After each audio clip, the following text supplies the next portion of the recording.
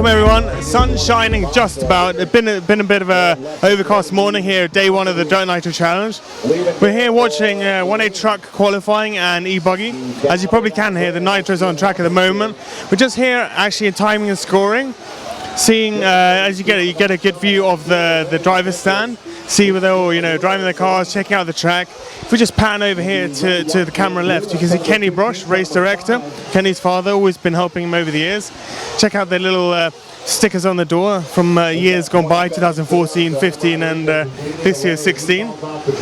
Funnily enough, it's the 17th annual Dirt Nitro Challenge, and it's a pleasure to be here once again in Phoenix. We're going to take you through a little bit of a walkabout through. See who's around, see what's going on.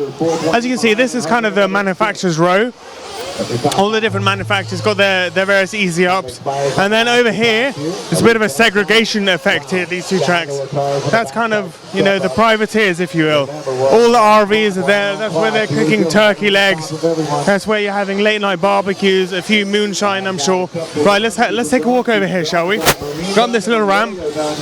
It's usually where the drivers come down. And there's a little staging holding area where drivers psych themselves up, ready to hit the track with all they've got. A funny little shovel here, established 1999, ready to race the dirt. So we'll just head down again, challenging Arno to go down the stairs and filming at the same time. Right here we've got Mugen Pits, obviously the recent signing Mike Tree over there, working hard gluing some Proline tyres. Let's head over actually this way. So, results boards over here, driver staging, lots of engines going on. We got, I do believe this is the 10 scale track here. Over on the back is the 5th scale and the Nitro testing track. We've seen a few top guys actually prepping their engines and things. Oh, we might have a word with Daniel from Proline actually. Let's doorstep him. Let's doorstep Daniel. Hello, sir. What's going on? We're racing Nitro Challenge 2016. Pretty good start in truck for you guys? Yeah, it's good. Ty had a good run. Jared had a good run. Born Horse. All the guys are doing good. It's just a matter of getting around the bumpy track and keeping it on all four wheels. It's just like every race, So not much more to it than that. Just keep the pace going and don't crash. How did you see the track? I spoke to, I think it was Adam Drake earlier, not on camera, and he was saying the track looks a little bumpier than maybe it potentially did this stage last year. Yeah, for sure. It got bumpy really quick this time. I'm not really sure why, but definitely probably could have used a little more water initially. But it's the same racing surface for everyone, so I guess it's fair for all, and we'll just see what happens. And I think for usually a bumpy track makes a little bit better racing for sure too. So it's not so much IndyCar style. So we'll see what happens though. Obviously, it is off-road. We should be dealing with bumps. It shouldn't be as smooth as that, or as smooth as a baby's bottom, as I'd say. Proline secret weapon here, switchblade tire. What's any other gossip or anything? No, I mean we got the switchblade. We do have a new compound here that we're kind of holding back a little bit on right now. We'll probably try it a little bit in the later stages when it cools down, the track glazes over a little bit more. But for right now, we're just sticking with kind of what we know, which is like the X3s and the M3s, and just trying to keep everybody consistent, make sure everybody's happy, and then we'll see what the end result is after qualifying, and obviously gear up for buggy tomorrow, and hopefully the weather is just as nice. So. Cool, Daniel, thank you very much. All right, thanks guys. Daniel, everyone walking away from Proline with happy faces there. Always good hospitality. It's where we usually used to be pitting. Aaron Waldron. Hello, sir. Phil, how are you? I'm good. I'm interviewing you for quickly. Awesome. You look very dapper in your black attire. Really? Because it's about 3 sizes too big. Well, something for your stature to grow into, maybe. I think it's more that I'm just sitting behind a table and it doesn't really matter. Okay, how's it going so far for you guys in the Live RC shed? Watch out. Really long days. we're always the first ones here to get everything set up, and then the last ones to leave. So get about 5 hours of sleep, which roughly half of what I actually need, but I can do it for 5 days at a time. Is that what you're hiding behind those sunglasses, or is it actually a hangover? No, it's because I've been sitting in a trailer for like 5 hours and it's really dark in there. So if I walk outside, my pupils snap shut. I'm gonna talk to Brandon. You guys need red lights like in submarines then. No, because then it'll be really weird when we walk outside and we won't know what to do. Oh well. Hopefully no nuclear buttons at least in there. Isn't that what happened that shut the generator off earlier? Yeah, we've had 2 generator shutdowns, I think. Yeah, I can only imagine what it takes to put on an event like this. That, you know, we're kind of isolated from real utilities out here in this huge, I think it's like a 29-acre complex out here, and you know, trying to provide power for not only the lights and the computer system, but you know, 600 people that have all their stuff hooked up, and you know, it's a lot of work, and it's really easy, I think, for everyone to focus on what happened that's bad, when you know it's easier to overlook all of the things that they have to do in order to take care of the good. Very true. True words spoken. Thank you, Aaron. You're welcome, Phil. Thank you. Very true words spoken there by Aaron, actually. We should mention the program. It's slightly fewer people here than what we're used to, actually. Usually it's like a bedlam, just a sea of people going to and fro. As you can see, it's a little bit empty, but it's a good thing because it means that we won't be finishing at 1 a.m. or 2 a.m. So we'll just head over to Factory Row here. Aaron there, sporting his lovely red hat. He seems to have a new lady here at the Dirt Nitro Challenge. They seem quite lovey-dovey. Let's not focus too heavily on them. That'll be indiscreet, I believe. A-Main, no one there. Austin Blair's dad, looking cool. Driving the S-Works, Buggy and Truggy. Over here we have Team HP. Let's have a word with, watch out, it's slightly wet here. Let's have a word with Mr. Tessman, shall we? Doorstep him. Sweden HP team over here. Oh, well, let's have a word with both of them. Hello.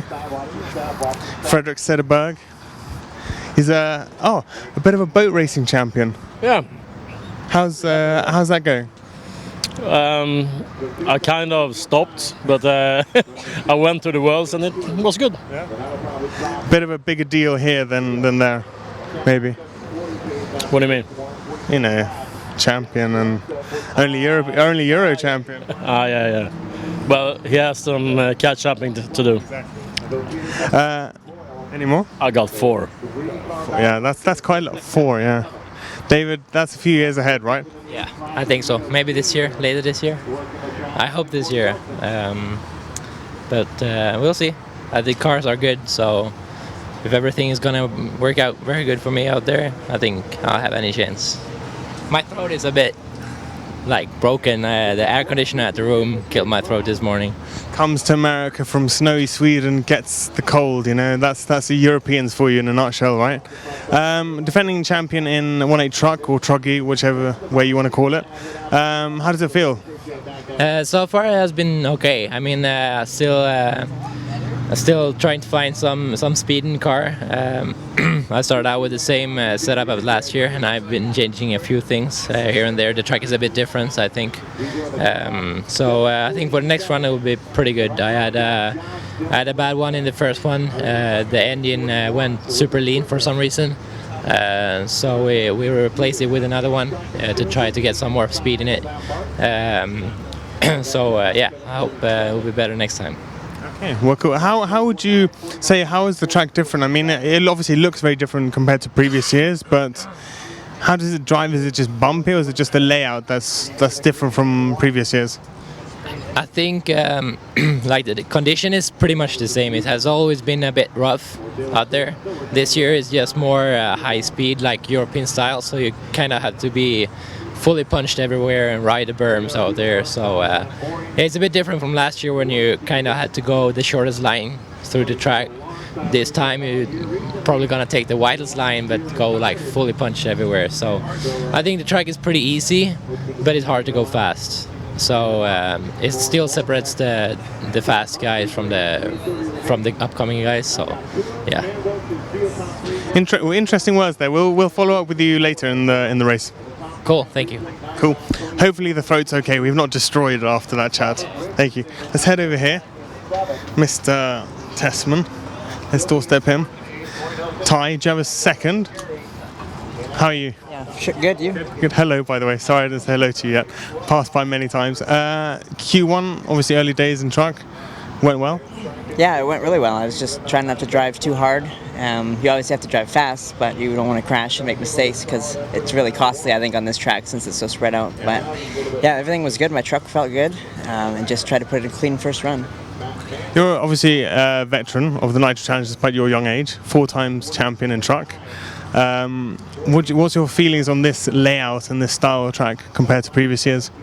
it's a lot faster than previous years, which is kind of, we're still getting used to, like with setup and stuff. And it seems like it's a lot rougher earlier than it's been. So the speed and the rough track is kind of hard to get used to, but we're just doing our best and working our way through it. I'm confident as always. Yeah, I think it's pretty good. Yeah, like yesterday the seating didn't go. I was like super impressed with seating, but throughout the qualifier, it's been going a lot better. So yeah, it's good. I mean, you also come off the back of the double win at the Sin City Nitro Encounter, which obviously, I mean, okay, it's not the biggest race, but pretty much all your North American peers were there, and you kind of said, yeah, you're looking good for this year. Yeah, it was. I'm really glad that we went to that race, just to kind of a confidence booster in 8-scale again, and then just kind of get back in the groove from the winter, not running a lot of 8-scale. So it was definitely a big help, I think, running that race, even though the track wasn't the same or anything. But yeah, it was good. It must be nice to throw those shorts on after that sort of the long Canadian winter. Yeah, it's pretty nice weather we're having here. Yeah. Cool. Well, we'll catch up with you later and wish you the best of luck. Hey, thank you. Thank you. Let's head over. Tanner Stee's little pit space. I'll just get my knees working again after that bending, Getting old these days. Dear old Phil is 30 this year, so excuse me, champions. Thank you. Mr. Four-time. Frederick Sederberg there, four-time world champion in boat racing. Ty is a rather fast truck here, glistening in the light. Very beautiful. Yeah, as you can see, Ty had a bit of a, I think, off evening in truck with only a 6th seed, which is a little bit lowly for him, but followed up this morning with a TQ of Q1. Here's JQ's vast pit space. This Arma Energy, not to be confused with Arma Durango, who I hear there's some illegal things going on. Don't quote me on that, even though I said that on camera. But yeah, vast pit space, as you can see, but completely full as well. Good looking truck. Over here we have Kyosho. It's a little bit empty, devoid of Tebow and King. We'll probably catch up with them. Oh, what's that? That's a plane. Let's have a word with PK. I'm sure he'll know about the plane. So we'll go through Tebow's t-shirt sales. Sadly, everyone, all the Kyosho fans, this is not the TKI4. Yeah, watch your head, Arno. I've done that a few times as well.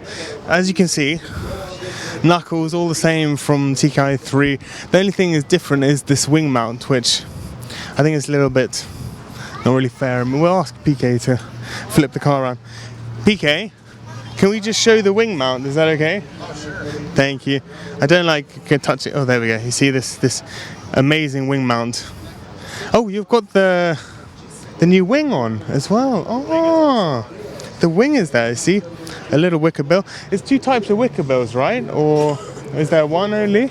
I don't know about the options yet, but I'm sure there may be something available.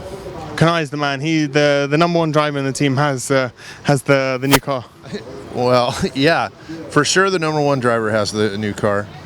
We've tried a few pieces. We have some nice upgrades, including like you showed the wing mount, and we have some other goodies, some improved rod ends, stronger, more sturdy parts, plastic. So should be good for October.